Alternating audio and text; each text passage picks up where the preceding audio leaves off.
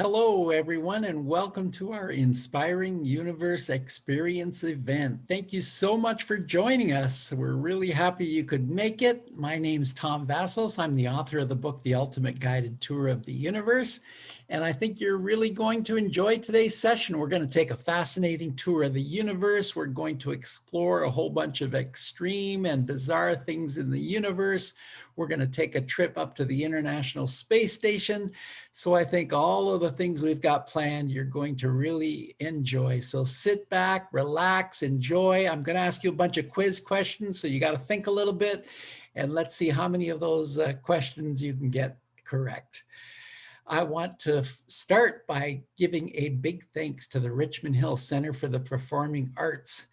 And as we stand on the stage here at the Richmond Hill Center for the Performing Arts and see all of these empty chairs, we really hope we can all get together soon. But in the meantime, at least we can get together online. And I think this is a great venue or a great environment for pulling together the artistic community in the Richmond Hill area and beyond. So thanks again for hosting this event.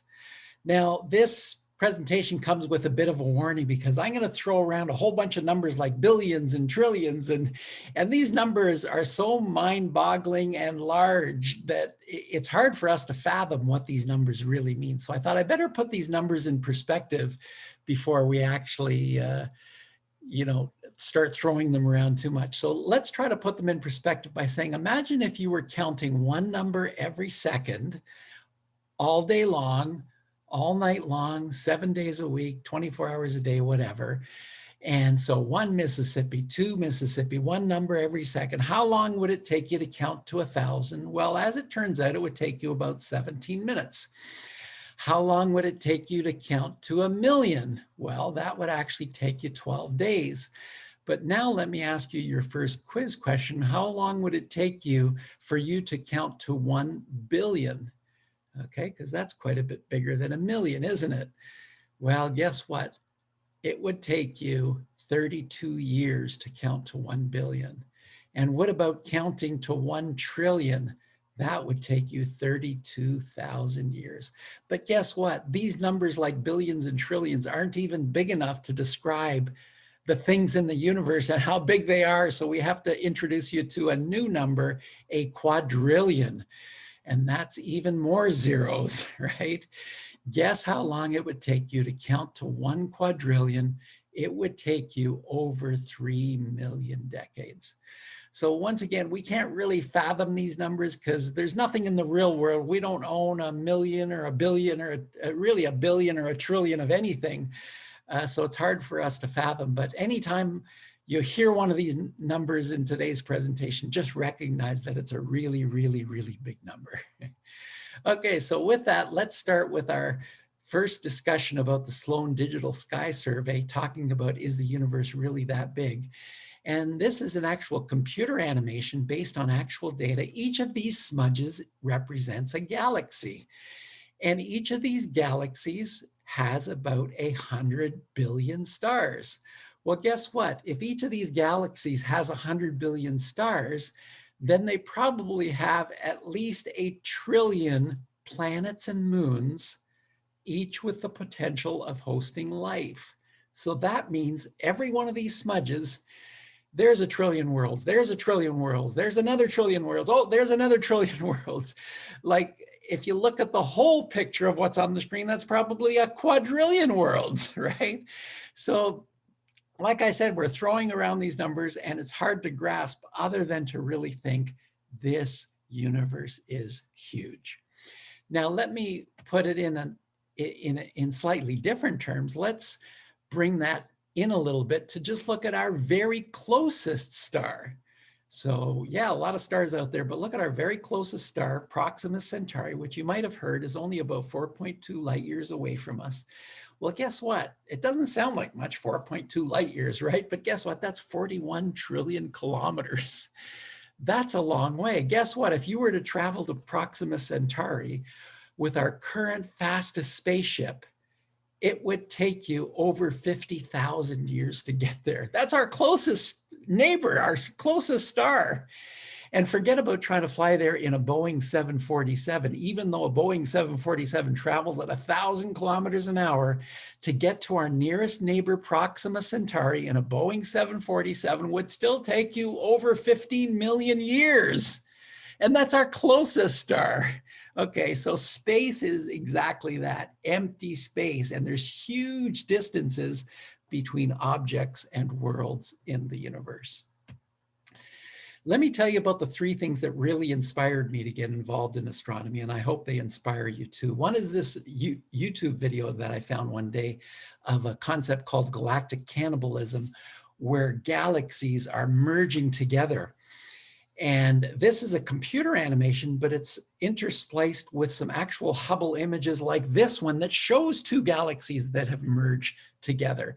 And then once again, the computer animation shows what we think would happen between merging galaxies. And there's another picture from the Hubble telescope, literally proving that this is actually what's going on. And this always fascinated me because I always thought of the sky and the stars as these points of light that aren't moving, they're just sitting there. And yet it's almost like this living, breathing thing of all of these stars moving around and merging with each other, et cetera. So that really, really inspired me. So let me give you your next quiz question. And that is, when these two galaxies collide, and they not collide, but merge together, containing about 200 billion stars, how many stars do you think are likely to actually crash into each other? Is it 2 billion? That's 1% of them will crash, or 2,000, or none? Well, guess what? The answer is none. Why? Because it's mostly empty space. These stars are so far apart from each other, even though it looks like they're close in this animation, they're literally just flying past each other. And so the answer is none. In fact, when these two galaxies merge together, they are actually going to create thousands of new stars, which are going to be born. So we're not going to lose stars in this merger, we're going to gain stars. And that's another fascinating aspect of galactic cannibalism. The next thing that really inspired me was this Hubble telescope that took a picture of in the sky that looked like it didn't have any stars at all, but it stared at this spot for 11 days straight. And look what it discovered in this one spot in the sky: 10,000 stars. No, wait, those aren't stars. Who can tell me what they are? Yeah, that's right. They're galaxies. They're not stars. So each of these smudges, 100 billion stars, 1 trillion worlds, each with the potential of hosting life. And you're probably wondering, well, how big is this picture? Is this like, 1/4 of the sky or whatever? No, this is actually 1/13 millionth of the sky. This would be like you taking a straw and looking up to the sky, and this is what you would see through that straw, is these 10,000 galaxies in this one spot. So that to me is mind-boggling. And not only that, not only is it the fact that there's lots of stars, but by looking at this area of the sky, the Hubble telescope is actually looking back in time. So the light from these most distant stars, some of the light from these stars took 12 to 13 billion years to actually reach us. So this is what they looked like 12 billion years ago. So it's like we're looking back in time as we look at a picture like the Hubble Ultra Deep Field image. The next thing that inspired me, and I know inspires a lot of people, is when you actually get to look through a telescope. And the David Dunlop Observatory in Richmond Hill here is the largest telescope in Canada. But you don't even have to look through a telescope this big. Even someone's backyard telescope, being able to see a planet firsthand, there's also just something inspiring about that. But I wanted to give you a story about my trip to the Dunlop Observatory many years ago, where I got to look through the telescope, and they said, well, which planet do you want to see? And I said, well, of course, I got to see Saturn. It's got the rings and it's my favorite planet. But on that particular day, unfortunately, the view of Saturn was blocked. Can you guess why the view of Saturn might have been blocked on a particular night in Richmond Hill? When I ask this question at public events, the two answers I most often get, one is, oh, it must have been cloud cover, so you couldn't see through the clouds. The second answer I often get is, oh, maybe it's light pollution. Cities have a lot of light pollution now, so it's really hard to see faint objects like distant planets and stars. But actually, the reason I couldn't see Saturn on this night had nothing to do with clouds or light pollution. And here I'm now going to show you what was blocking my view of Saturn on this beautiful night. Yes, it was the USS Enterprise from Star Trek. Here's the USS Enterprise, and when we peeked into the bridge, exactly, that's what we found, Captain Kirk and Spock. Okay, all kidding aside, why am I showing you this? Because this actually was one of my inspirations. Rushing home from school when I was a kid to watch Star Trek and see what antics that Spock and Captain Kirk were going to get into each and every day when I watched their show. So I hope science fiction sparks some kind of interest on your part and your kids' parts as well. Let's take a look at the view from Earth. So all kinds of things we can see from Earth, starting from these beautiful rainbows that we can see in these examples, Alberta, Canada, and Niagara Falls.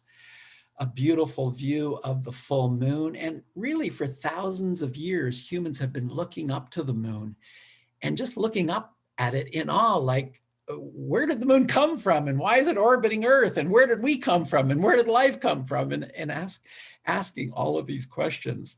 And of course, the moon has inspired people for many years and has had a big impact on pop culture and movies and music and all kinds of things that reference not only the moon, but the sun and the planets and astronomy and all kinds of things. The moon also does another interesting thing where it sometimes plays hide and seek with the planets. And that is something called a lunar occultation. And in this case, the moon is moving across the sky and it's playing hide and seek. Who can tell me which planet it's playing hide and seek with here?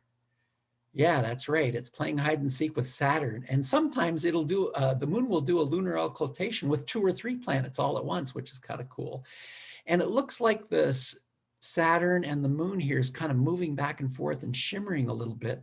And it's not because they're shaking like that. It's because either maybe the telescope's shaking a little bit, but more likely it's just the water vapor in the air that is causing the light to move slightly back and forth, which is why you see a little bit of that jiggling.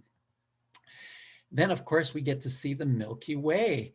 And this is a beautiful picture of the Milky Way from Nepal. Now, you don't have to go all the way to Nepal to see it, the Milky Way. You probably won't see it very nicely in a city, but if you get outside the city into farm country or into cottage country or whatever, I mean, look up. You're probably going to see something like this if you're not anywhere near any city or town that's going to cause light pollution. When you look up to the sky on a dark night like this, away from light pollution, most people will see about 6,000 or 8,000 stars or so, maybe 10,000 stars at the very most.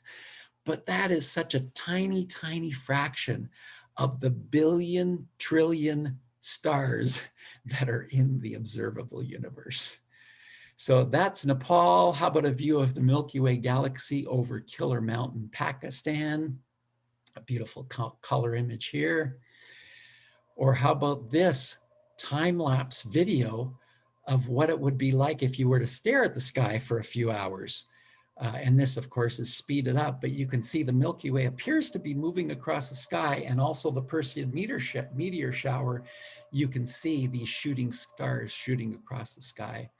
So it's interesting because if you think back thousands of years when humans would look up to the sky like this, it's no wonder they thought that Earth was the center of the universe, because it looks like everything's rotating around us.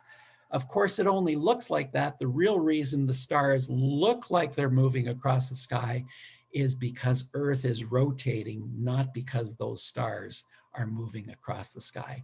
And it's interesting that those meteors that you're seeing, shooting stars, of course, they're not really shooting stars. In fact, they might even be so tiny that they might just be a grain of sand or something as small as a marble, causing that beautiful light show in a meteor shower.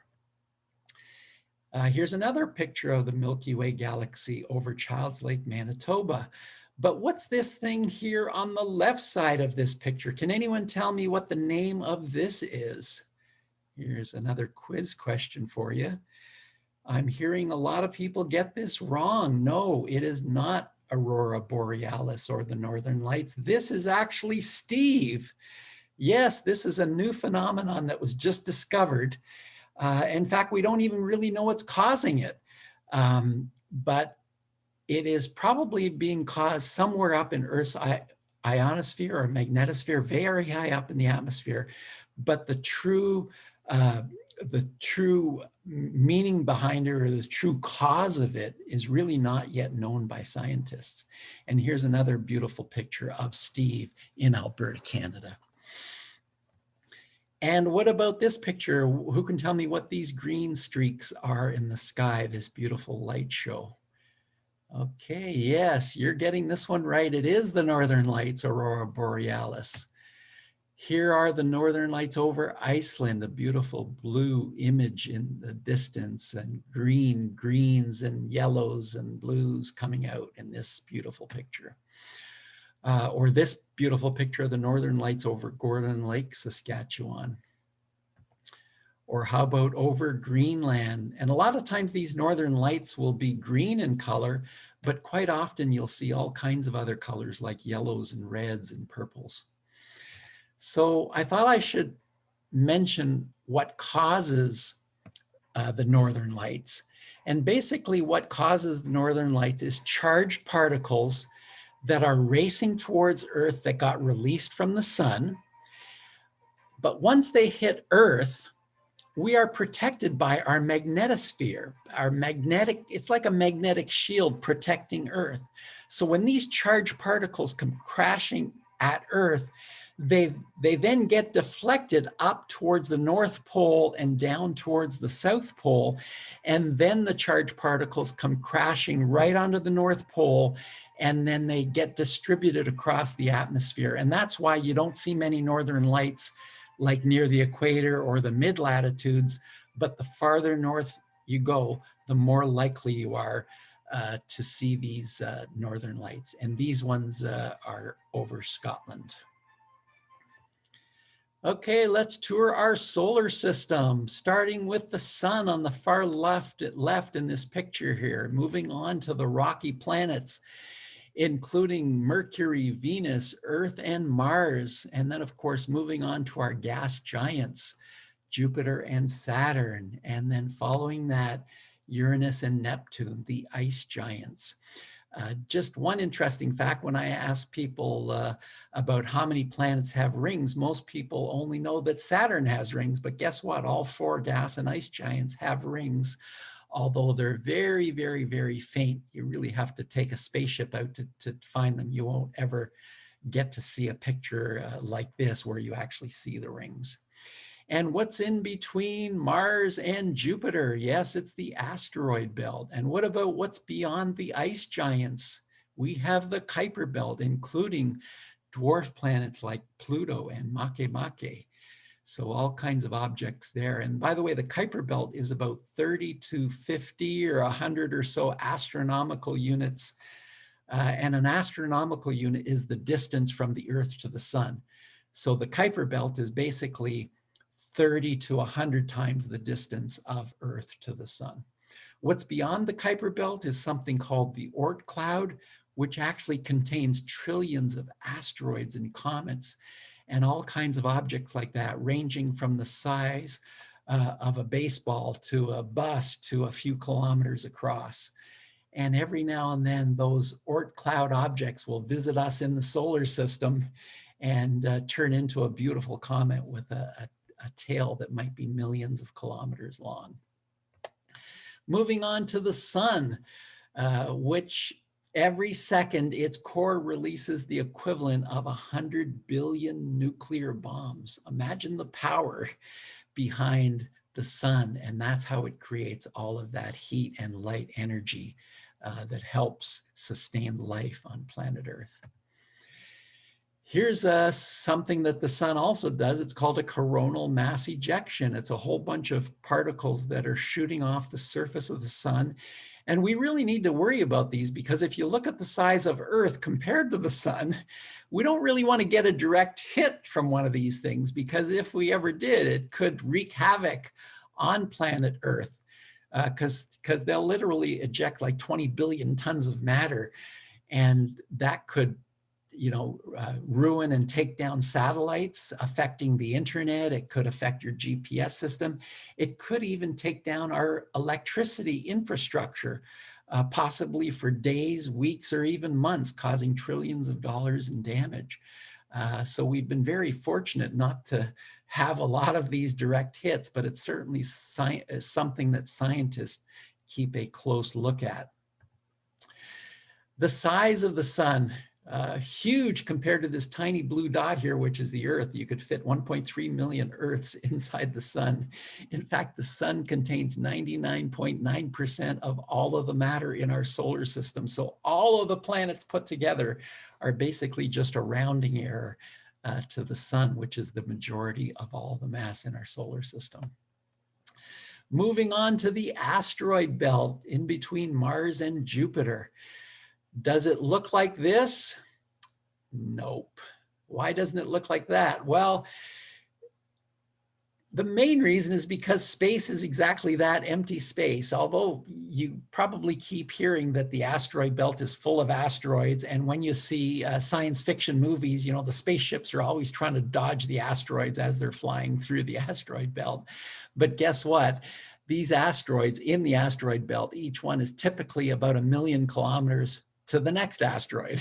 So once again, it's mostly just empty space. And that's why when NASA sends spacecraft, for example, from Earth to Mars, they don't even worry about the possibility of hitting an asteroid on the way between Earth and Mars.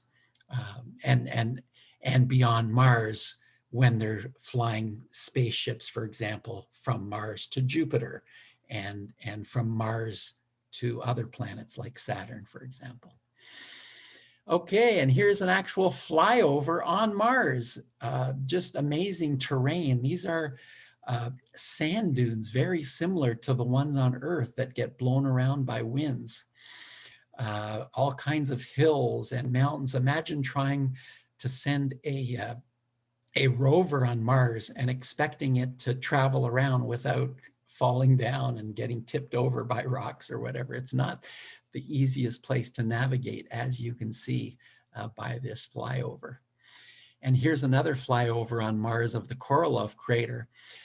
The great discovery here on Mars is that, especially near the North Pole of Mars, there is a lot of frozen water ice and frozen dry ice, which, by the way, bodes well for a future human colony on Mars, because guess what? We could melt that ice for water, for drinking water. And secondly, we can break up the H2O to make hydrogen for rocket fuel and to make oxygen to breathe, because of course, Mars doesn't have an atmosphere that we can breathe on. So that certainly bodes well for future human colonies on Mars. Okay, what man-made object just crossed Mars's orbit? And this is a man-made object that got sent out into space about almost 3 years ago or so. Can anyone guess what this object is? Yes, it is Elon Musk's Tesla Roadster sports car that is actually flying through space. This is an actual time-lapse video of this car flying around in outer space. It's actually flying at a speed of 99,000 kilometers an hour. It's traveling 33 times faster than a speeding bullet. So it is really traveling fast and far.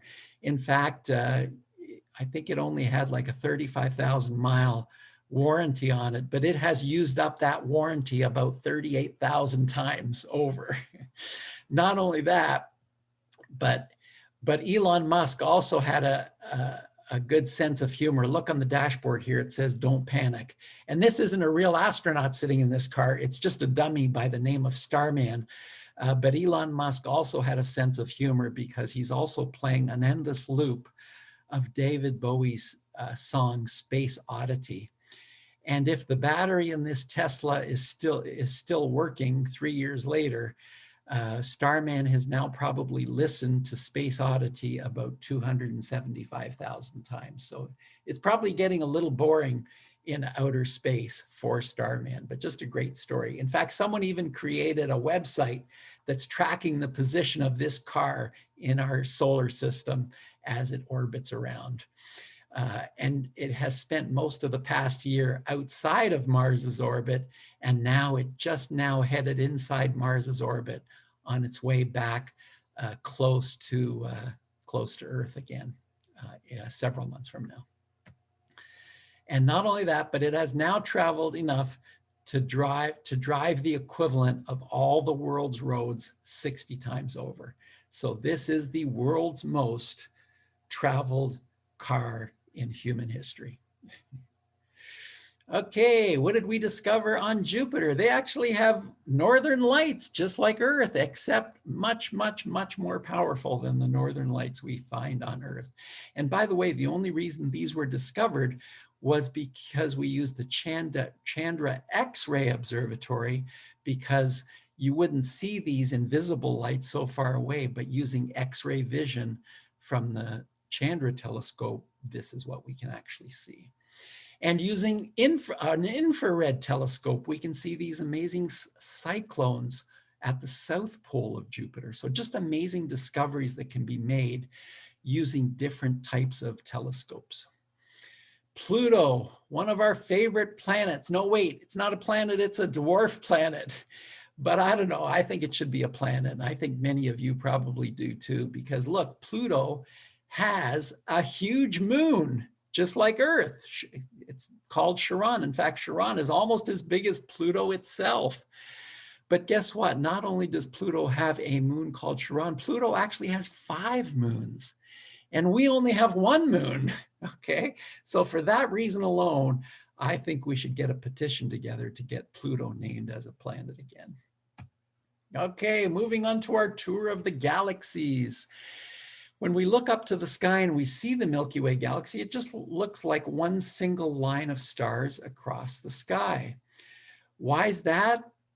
Because we're actually in the galaxy itself. Even though it's a round spiral galaxy, we're kind of looking at it edge on. So we don't really get a very good look at it, as we can see in this image here.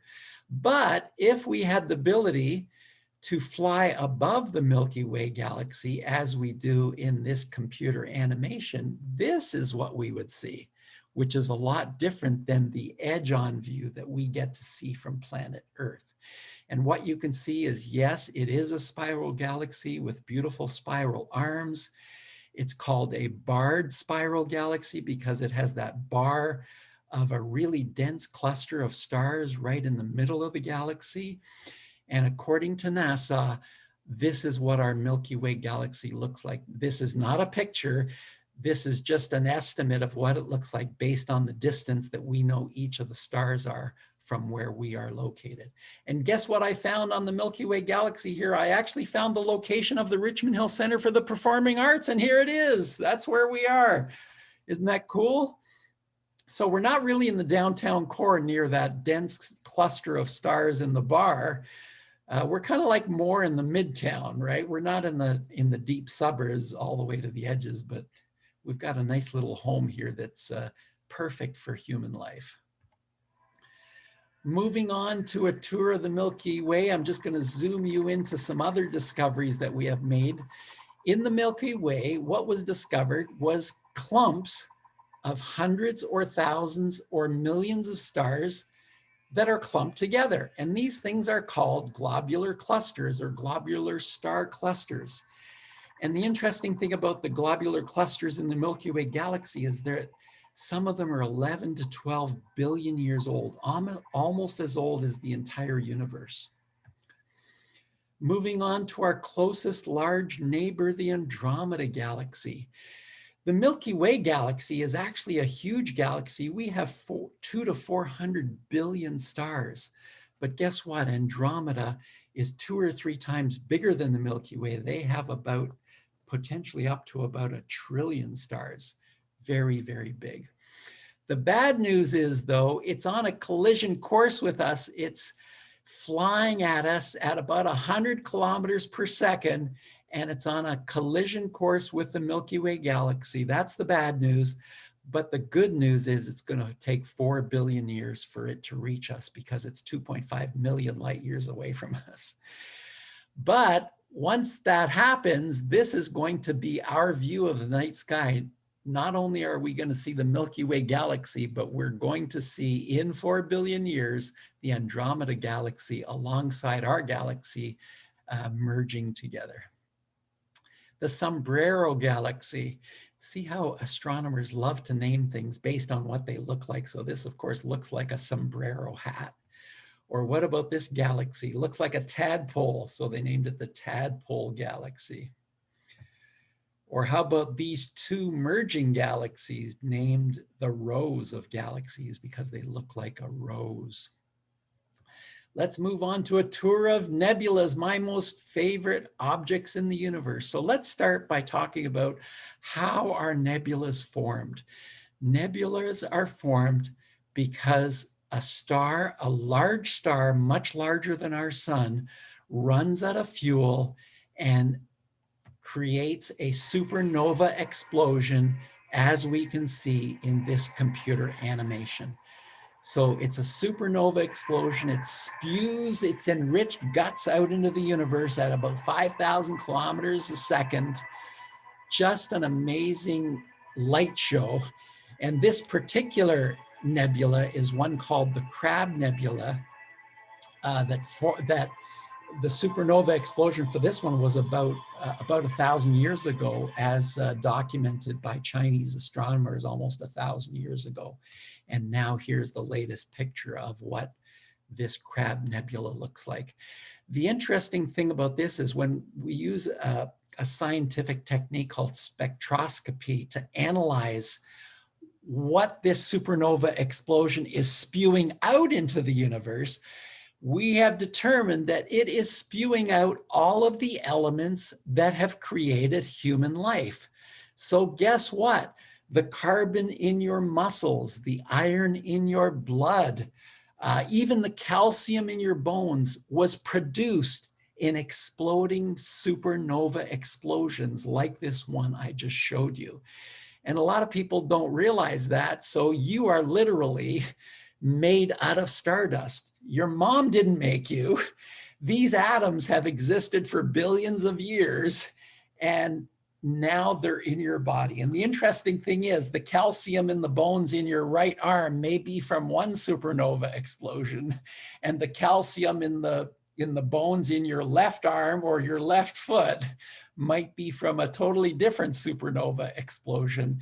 And all of those heavy elements have ended up on planet Earth to form the life that we have here on planet Earth. So think of it as you being a star child made from these supernova explosions. Moving on to the Helix Nebula, nicknamed the Eye of God. Just looks like a beautiful eye in the sky looking at us. Or let's zoom into the Eagle Nebula. Here's your next quiz question. Can anyone name this most famous Hubble image as it gets closer? Can you tell me what the name of this nebula is right here? Anyone? Okay, yes, this is the Pillars of Creation. And an amazing discovery was made when a scientist took a close look at the Pillars of Creation, because what they found was these things called evaporating gas globules, or eggs for short. And what these are is basically the birthplaces for new stars. So how are stars formed? Gravity pulls together gas and dust in these little eggs, and they get more dense and more dense over time. And as they get more and more dense, the temperature rises. So these eggs reach 1 million degrees, then they reach 10 million degrees, then they reach 18 million degrees. And at 18 million degrees, nuclear fusion occurs and a star is born. And so now scientifically, we literally know how, when, and where stars are formed. And that is just amazing to know. The Veil Nebula. It looks like a beautiful colorful veil that's just floating in the night sky. Astronomers even have a sense of humor here. Look at this one. They called this one the Ghosts of the Cepheus Flare. Look, it looks like a ghost jumping out of the cloud here and another one here, right? So that's the Ghosts of the Cepheus Flare. Or how about this one, nicknamed the Jellyfish Nebula? What do you think? Does this look like a jellyfish? Yeah, I'd say it's pretty close. Or how about this one, astronomers nicknamed Thor's Helmet Nebula? What do you think? Does that look like Thor's helmet? Yeah, I'd say that's pretty close. Okay, well, I've given you a lot of training on how to name galaxies and how to name nebulas. So I think you guys are ready for the next quiz or the next game we're going to play, which is Name That Nebula. So I'm going to show you a nebula like this one, and you get to name it. So regardless of whether you're at home by yourself or not, just yell out what you think the name of this nebula should be, and you can give more than one name if you like. Yes, this one is called the Butterfly Nebula, also known as the Bug Nebula. So I'll give you marks for that answer too. What about this nebula? What do you want to name this one? Yeah, this is the Horsehead Nebula. How about this nebula? What can we name this one? Let me zoom in a little bit on it. What do you think we should call this one? Okay, no one's getting the right answer on this one. So I'm going to give you a bit of a hint on this one. Okay, how about that? Yes, this one is the Cat's Eye Nebula. That's right. Or what about this one? Actually, this isn't a nebula. This is actually two galaxies that are merging together, but we'll play the game with this one as well. What do you want to call this one? Okay, astronomers have called it the Porpoise Galaxy. It almost looks like a porpoise jumping over a ball, doesn't it? But another astronomical catalog named this one a little different. They named it the Penguin with Egg Galaxies. It almost looks like a penguin protecting its egg. I don't know, to me, I think it looks more like a hummingbird with its eye here and its beak coming across there, but to each his own, right? And what about this nebula? Who wants to name this one? Okay, this one is called the Diamond Ring Nebula. Just beautiful. Okay, let's move on to the most outrageous things in the universe. Who can tell me what we as Canadians love to always complain about, especially at this time of year? Yeah, we love to complain about those miserable rainy days or those miserable hot days like in India where it reached over 50 degrees Celsius, or those miserable windy days, or that extreme weather that we get on planet Earth, like Hurricane Irma shown here, big enough to almost swallow up Cuba and probably big enough to swallow up Florida as it makes its way to the Northeast. This hurricane, just ferocious, 300-kilometer-an-hour winds, ripped its way through the Caribbean and Southeast United States for about a week and a half or 2 weeks, causing billions of dollars in damage. But I wanted to show you this example because I thought it'd be curious to see how this compares with some of the storms that we see in the universe. So let's start with the big red spot on Jupiter, which is a massive storm. Its winds are twice as fast as Hurricane Irma, 600 kilometers an hour. And guess what? It has lasted more than 2 weeks. It has lasted 400 years. And the next question is it big enough to swallow up all of Florida? No, it's big enough to swallow up all of planet Earth. But that's nothing because several decades ago, it was actually much bigger. It was actually big enough to swallow 3 planet Earths. And now it's shrunk a little bit. It's only big enough to swallow 1 or 1.5 planet Earths. Moving on to Venus, which is choking in carbon dioxide, and it rains sulfuric acid. Imagine the umbrella that you would need to walk around on Venus. Or that's not even bad compared to planet Carrot 7b, which is 2,000 degrees, and it rains rocks. So imagine the stroll you're going to be taking on this planet, dodging rocks as you go. Or how about this giant blue planet, which is 20 times hotter than the hottest temperature in India, 7,000 kilometer an hour winds, which is 24 times faster than Hurricane Irma. And it rains molten glass sideways. So I don't want to hear about any complaints about the weather on planet Earth ever again, now that we have taken this tour of the weather in the universe. The opposite of that, though, is imagine worlds like our moon that doesn't have any weather at all. No atmosphere, no rain, no wind, no nothing. So this footprint from Buzz Aldrin could last for millions of years because there's no rain to wash it away. There's no winds, nothing like that. So that's an interesting dichotomy. And what about other planets that scientists actually believe rain diamonds? Not only do they think some planets rain diamonds, but some planetary scientists even think that some planets in our solar system, like Saturn and Jupiter, might even rain diamonds at their cores because carbon gets squished down with so much pressure that it can form a diamond. But before you rush off to Jupiter to start collecting these diamonds, I would forget about it, because by the time those diamonds get close to Jupiter's core, it's 35,000 degrees, so they melt. So I don't think they're going to last very long. So I'd forget about that plan. Moving on to some predictions that happened in movies like Star Wars. The planet Tatooine had 2 stars or 2 suns. Imagine if you lived on this planet, you would actually have 2 shadows because there's 2 suns. You would get to see 2 sunrises every day. You would get to see 2 sunsets every day.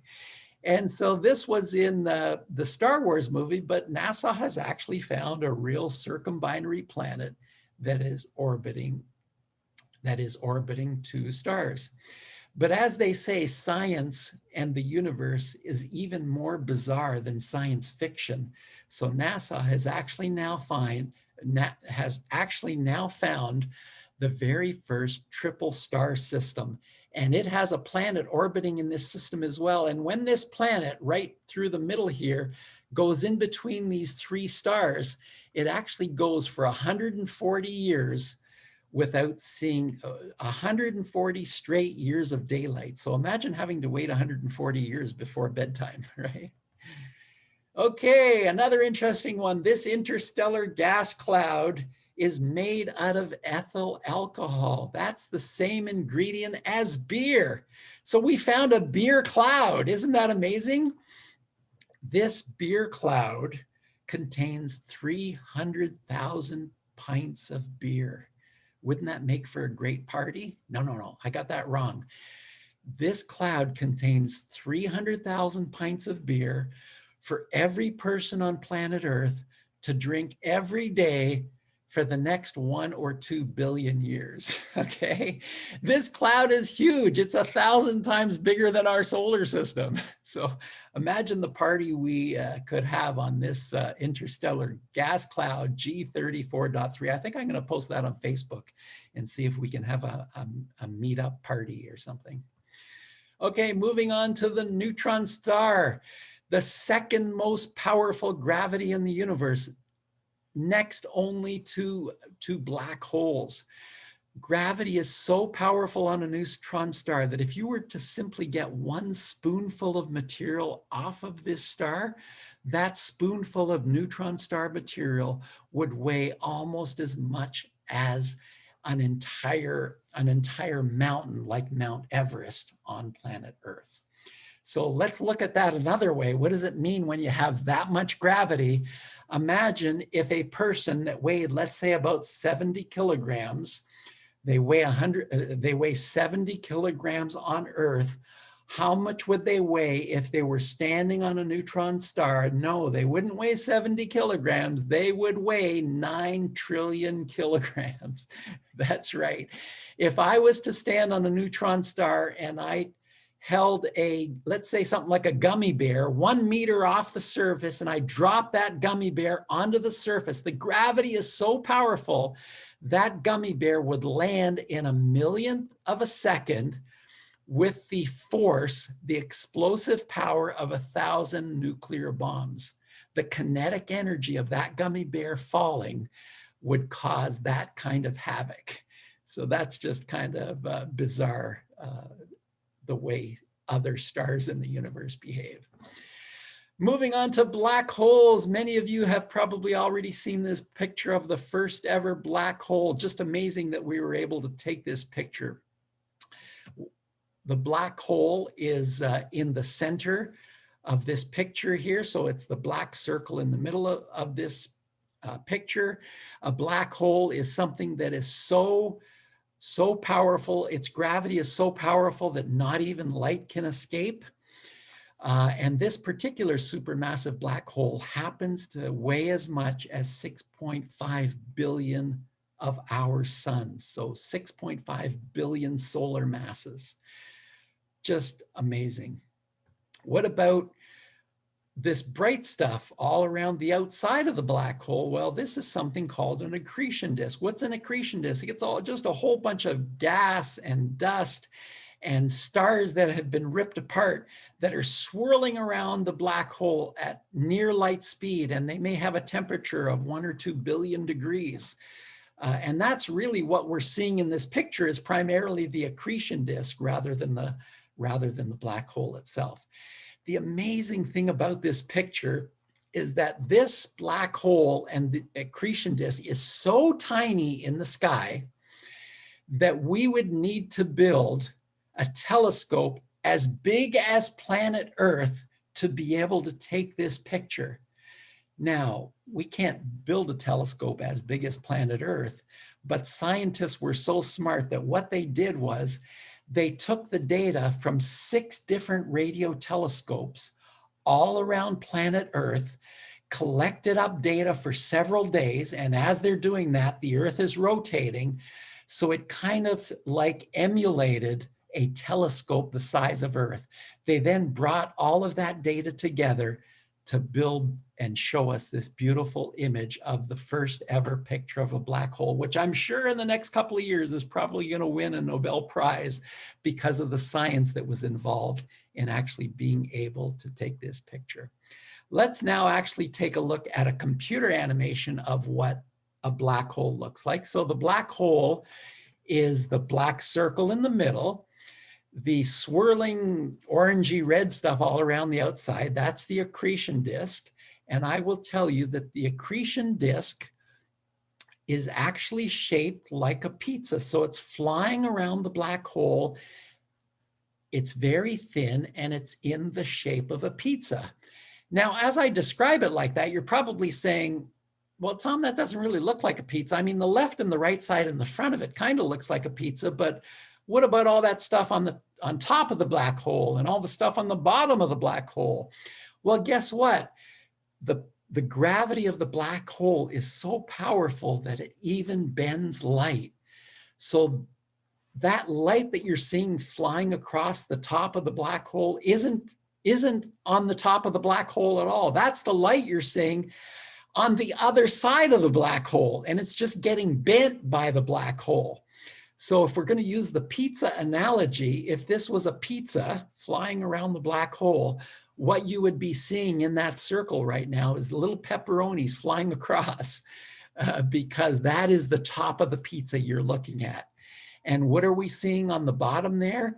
Once again, there's no light on the bottom of it, of the black hole there. You're seeing the light that has been bent from the bottom of the black hole on the far side of it. So this would be like the bottom of the crust of the pizza that you would be looking at right here. All right, and the question I get asked most often by school-age kids, what happens if you fall into a black hole? Well, there's actually a scientific term for it. You It's called spaghettification. That's right, folks. If you are to fall into a black hole, you would be spaghettified. Why? Because the gravity on your feet is so much more powerful than the gravity on your head that it would start to drag you into the black hole, starting with your big toe and working its way up your body that way. But your big toe would start getting dragged into the black hole, literally one atom at a time, because the gravity is so powerful. Moving on to the fate of our sun and earth. When our sun runs out of fuel 4 billion years from now, it's going to release all its outer layers, like this animation is showing you here. It's going to swallow up Mercury and Venus and possibly even planet Earth. And after it releases all of those layers in something called the red giant phase, it will turn into this tiny white dwarf star that you see on the screen here. So we've got 4 billion years to go, or 4.5 billion years to go before our sun runs out of fuel. So we still have time. But once it turns into a white dwarf, it will actually live for potentially tens, if not hundreds of billions of years, because it will be burning fuel at a much slower rate. Moving on to space exploration, we're going to take you on a journey to see what is happening and what has happened in space exploration in the past several decades. So here's my first question to you. Who was the first to orbit Earth and what nationality were they? Okay, I bet all of you got this one wrong, because the answer is Albert I, this rhesus monkey that took this first trip on a US V2 rocket. But I don't, and this is a true story, but I don't think we're going to count this one, because this was just a suborbital flight, because Albert only got up about 63 kilometers. So we won't give the prize to Albert, but we will give the prize to Laika, which was a stray dog found in the streets of Moscow that the USSR put into space in 1957, and it was in fact an orbital flight orbiting Earth. But there was a very sad ending to the story. That I'm a dog lover, so I don't want to get into the details, but I will tell you that Laika became famous and now even has a statue in Moscow dedicated to him. Not only that, but he even has his picture on the stamps in Russia and Romania. Okay, and after Laika, more dogs followed. So in 1960, Belka and Strelka, the USSR must have really loved dogs, because they sent them up to space. Now, this was an amazing journey, because these dogs, Belka and Strelka, actually orbited Earth 12 times. And by the way, when they were up there, they weren't even lonely, because they were accompanied by a gray rabbit, 42 mice, 2 rats, and some flies. So they all had a bunch of fun orbiting planet Earth 12 times. And they got their pictures on stamps as well. But I also think that Belka and Strelka are closet capitalists, because once they became famous, now you can buy Belka and Strelka t-shirts and porcelain dogs and a porcelain spaceship decanter. But now for sure, I know they are totally famous, because now you can buy Belka and Strelka vodka in Russia. So there you have it, totally famous, Belka and Strelka. Which country was the first to place a human in orbit? So let's forget about the dogs for a bit. And who was it? Well, it was Yuri Gagarin. When I was 4 years old, he got to fly and orbit planet Earth. Just an amazing feat. Who was first to conduct a spacewalk, and which country? Once again, it was the USSR again that conducted the first spacewalk, Alexei Leonov. It wasn't until 2.5 months later that the Americans were actually able to do a spacewalk. Let's take a look at a video of that. We cleared him to go, and then he took and pushed off from the seat. Get my feet out. I think I'm dragging a little bit, so I don't want to fire the gun yet. NASA astronaut Ed White. Ed White is flying at 17,000 miles per hour, 200 miles above the Earth. Okay, I'm out. If the spacesuit fails, the difference in pressure will kill him instantly. If the lifeline fails, he'll literally be lost in space. And he successfully completed that mission. Which country and who completed the first successful untethered spacewalk, not tied to the spaceship?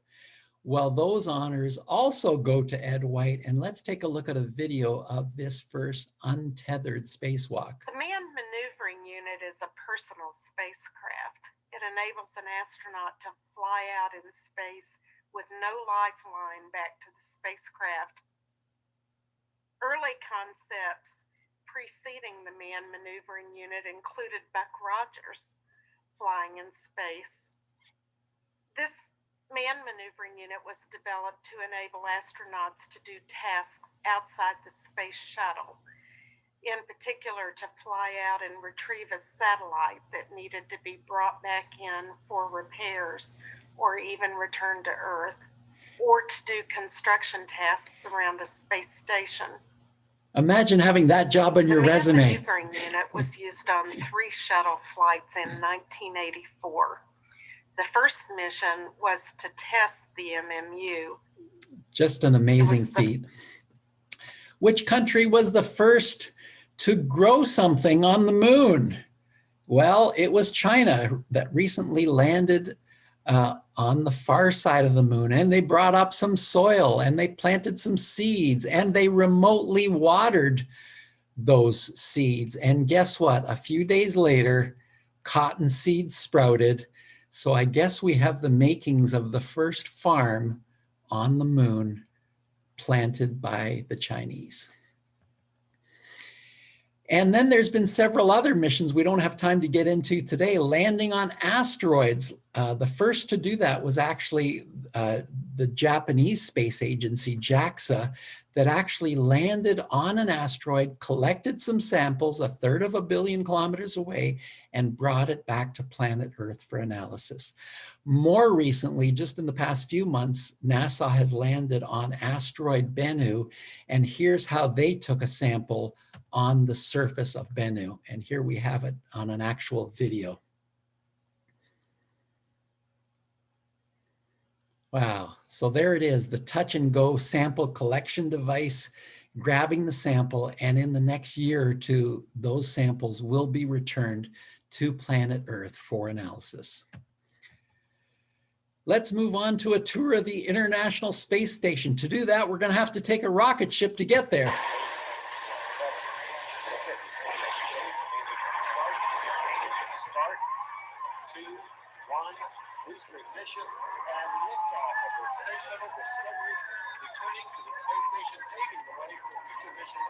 Just amazing. And not only does the rocket ship have to fly faster than the speed of sound, but it has to actually travel many times faster than the speed of sound to reach 27,500 kilometers an hour to be able to escape Earth's gravity.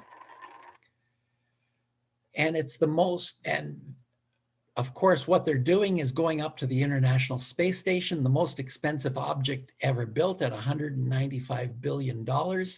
It's actually the size of the football field, kind of built like a Lego set. Different pieces were built by different countries, built by Americans and the Russians and Canadians and Europeans. All kinds of countries participated in building this great big science experiment that is orbiting around planet Earth. Now we're going to cover the top 12 reasons why you should want to become an astronaut and work on the ISS when you grow up. And I don't care what age you are, you're going to do this. Are you ready? Reason number 12, weightlessness is cool. Look at this astronaut. He's playing with his fidget spinner and he doesn't even have to hold it. It's just floating in midair. How do you like that? But weightlessness has its disadvantages, as Marsha Ivins found out when she had this bad hair day in microgravity on the space station. Reason number 11, they have a great supply of drinking water. What they don't tell you, though, is that if you become an astronaut and go to the ISS, you actually have to drink recycled urine and recycled sweat from the other astronauts, okay? Now, you're probably wondering, a lot of people ask the question, well, why don't they just bring bottled water up on the next shuttle mission instead of drinking recycled urine? Well, the reason is to bring one bottle of water up there would cost about $50,000 in fuel. That's how hard it is to break that weight away from Earth's heavy, powerful gravity. Reason number 10, they have a great gym. What they don't tell you is you have to have vigorous exercise for 2 hours per day, because if you don't, your bones and muscles will waste away. Let's let famous Canadian astronaut Chris Hadfield talk to us about exercise on the International Space Station. Weightlessness is cool. It gets you do things you just can't do anywhere else. You can fly and float and turn, but it doesn't come for free. Without constant load on your body, you can get incredibly lazy. Your muscles will start dissolving. Your bones will start getting reabsorbed back into your body. So to stay strong, to go out on a spacewalk and fight the spacesuit, or so you're strong enough to walk around when you get home again, we have to exercise. We have to demand that our bodies stay strong. And we do that various exercise equipment here on the space station, including T2, treadmill number 2, the Terminator, right here on the space station. Time to exercise.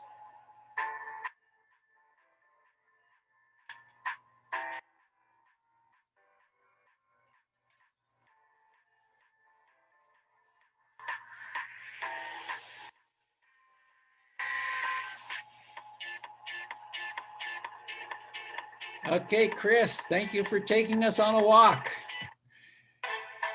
And reason number 9, there's time for fun, like this astronaut blowing bubbles in his water.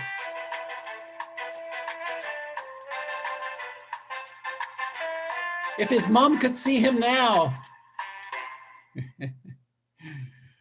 And time for games, as you can see by this astronaut playing a game of chess with Mission Control in Houston. All I can say is I'm glad he brought his magnetized chessboard. Otherwise, there'd be chess pieces floating all over the place. This new way to play sports is out of this world. Astronauts aboard the International Space Station played the first game of badminton in space. American astronauts teamed up against Russian cosmonauts and a Japanese astronaut for a doubles game, which looks even harder to play in space.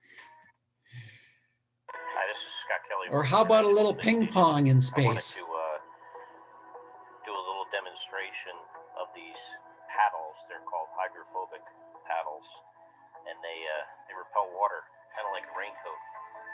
But up here on the space station, they allow you to play ping pong with a ball of water, and it's pretty cool.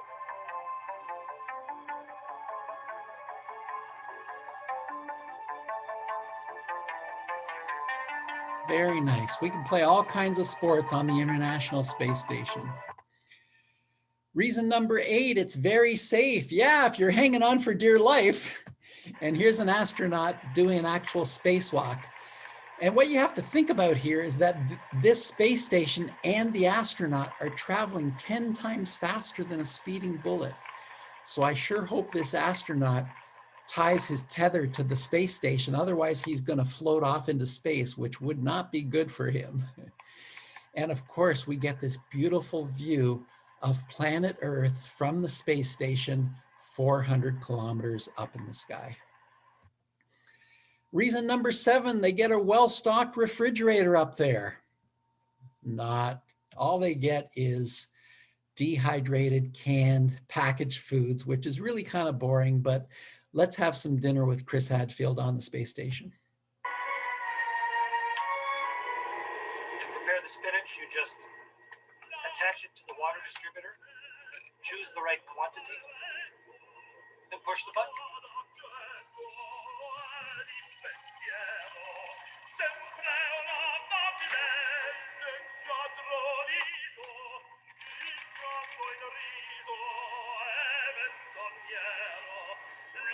And it's like magic. Dried spinach, and spinach ready to eat.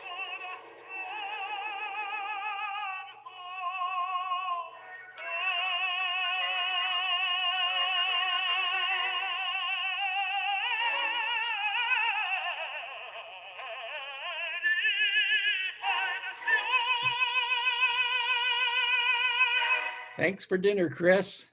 Dinner time is always interesting. Can you name some things that are missing from this kitchen on the International Space Station?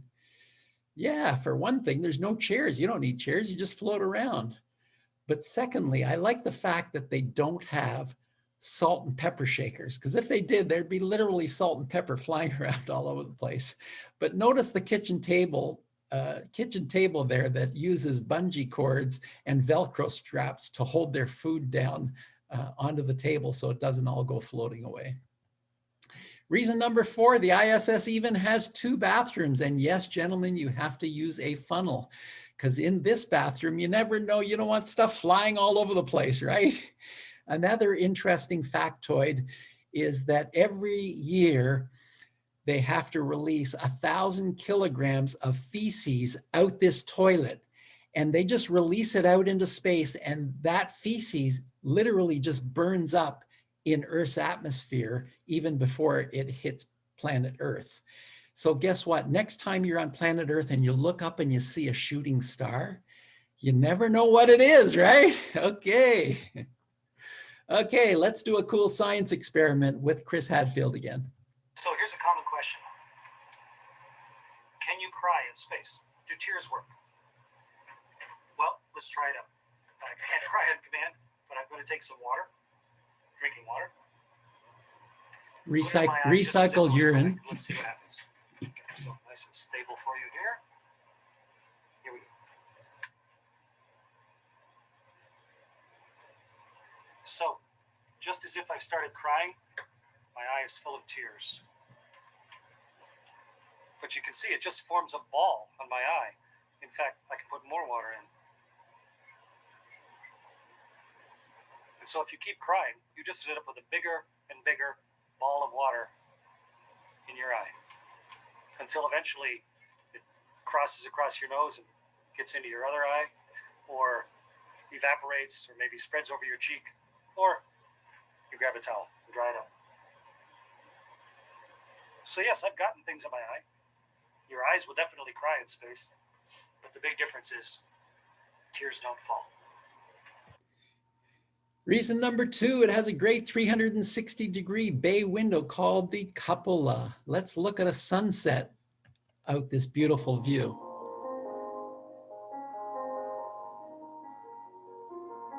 Over the South Pacific.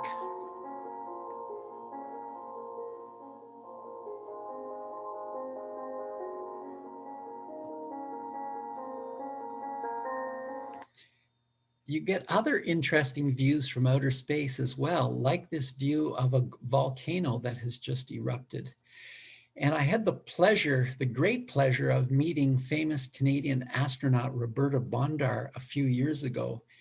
And one of the things that she said when she was talking to us was that the thing that surprised her the most about orbiting around planet Earth was in any particular day, she would see 30 to 50 volcanic eruptions like this. It's like the Earth is this living, breathing thing. And we don't get that perspective from planet Earth. But she got that from being able to orbit planet Earth and seeing fragile planet Earth from a totally different perspective than you and I see it from the planet itself. And finally, reason number 1, you get to fly around the entire planet Earth every 90 minutes. Let's take a time-lapse video of what that view of Earth would be like from the International Space Station. Here you see a bunch of lights, which are city lights. So look how much electricity is being used in the cities. And what about these flashing white lights here to the right? What are these? Anyone know? Yeah, they're lightning. lightning strikes, lightning storms. And guess what? Because you're traveling around so fast, you get to see a sunrise and a sunset every 45 minutes. So here comes a sunrise to the left right now.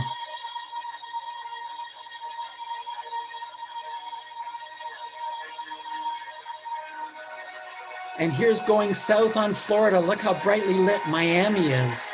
Cuba, not so bright. And here's the faint glow of the atmosphere. More city lights. More lightning storms. This is going south in Europe. Look how brightly lit Italy is, the boot of Italy. And look how brightly lit. You're about to see the Nile River and Jerusalem and the West Bank. Tel Aviv right there, and the Nile River, totally lit. And of course, a beautiful view of the Northern Lights, but as seen from above rather than from below.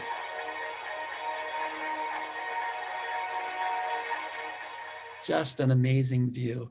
And that is a totally different view of planet Earth that you will ever see compared to what we see here from Earth itself.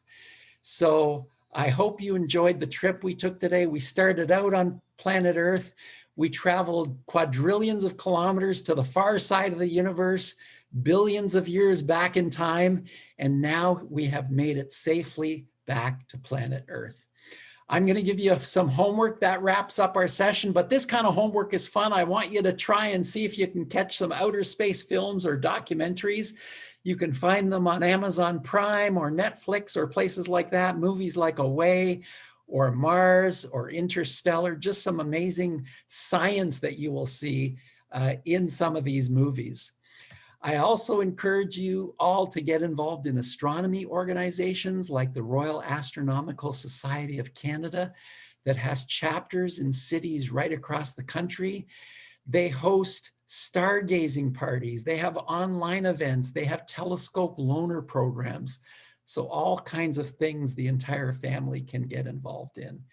And my final gift to you that I wanted to give you before you leave is my freebie zone, where if you go to this case-sensitive web address, you can get a free copy of my ebook, The Ultimate Guided Tour of the Universe, along with several other ebooks and audiobooks and links to TV documentaries and links to TED Talks about astronomy. So lots of great stuff there you can catch up on. So hopefully that will be a nice parting gift for everybody to keep the inspiration going, learning about astronomy in the world. In closing, I just wanted to thank you. Thank you for your time. Thank you for sticking around. I hope we achieved our objective of educating you, entertaining you, and inspiring you. So thanks so much for the time you have given us. And a final thank you to the Richmond Hill Center for the Performing Arts for putting on this event. We hope to see you at future similar events, either online or in person at the theater itself. And so I look forward to future activities where we can all get together and take this journey even further. So thanks very much, everyone.